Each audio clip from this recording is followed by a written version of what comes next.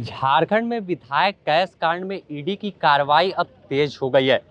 कांग्रेस विधायक अनूप सिंह से इसी ईडी दफ्तर में पूछताछ चल रही है। बता दें कि 31 जुलाई को विधायक अनूप सिंह ने अरगोड़ा थाने में एक 0 एफआईआर दर्ज कराया था और इस एफआईआर में जिक्र किया गया था कि कांग्रेस के 3 विधायक सरकार में अस्थिर सरकार को करने की कोशिश कर रहे हैं और विधायकों की खरीद फरोख्त करने में लगे हैं।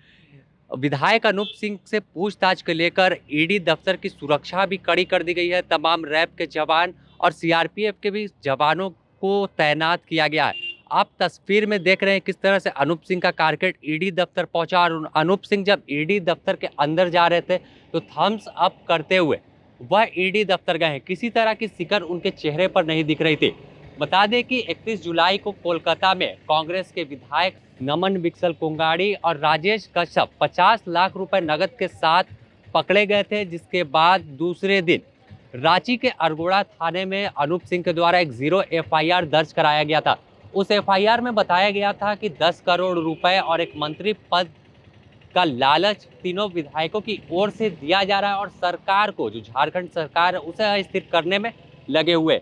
उस केस में तीनों विधायक 3 महीने तक कोलकाता में जेल में बंद रहे। आखिरकार बेल मिली तो बाहर आए, लेकिन अब उस केस को ईडी ने हैंड ओवर ले लिया और अब उस पैसे के स्रोत की जांच करने में जुटी है और उसी कड़ी में विधायक अनूप सिंह को भी पूछताछ के लिए बुलाया है कि आखिर वो कौन लोग थे जो पैसों की लालच देकर विधायकों की खरीद करने की कोशिश कर रहे थे। सरकार को कौन है जो गिराने की कोशिश कर रहा था।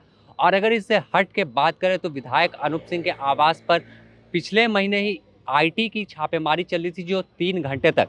इस छापेमारी में भी कई अहम दस्तावेज मिलने की बात सामने आई थी और कहीं ना कहीं उसकी भी जांच हो सकता है कि ईडी अपने हाथ ले सके, क्योंकि जो सूचना मिल रही थी कि बड़े निवेश के और बड़े जो संपत्ति का ब्यौरा आईटी के अधिकारियों को उनके आवास पर छापेमारी के दौरान मिला है। तो अब इस केस में आगे कौन सा मोड़ आएगा, क्या ईडी कौन से स्तर पर जांच करेगी, यह जब अनूप सिंह से पूछताछ हो जाएगी और कुछ अंदर से बातें निकलकर सामने आएगी, किन सवालों का जवाब अनूप सिंह ने दिया और किन सवालों पर फंसे, उसके बाद ही स्पष्ट हो पाएगा। द न्यूज़ पोस्ट आपको तमाम ईडी से जुड़ी अपडेट से रूबरू कराता रहेगा। बने रहे द न्यूज़ पोस्ट के साथ। अपने सहयोगी संतोष कुमार के साथ Sameer, the news post, Ranchi.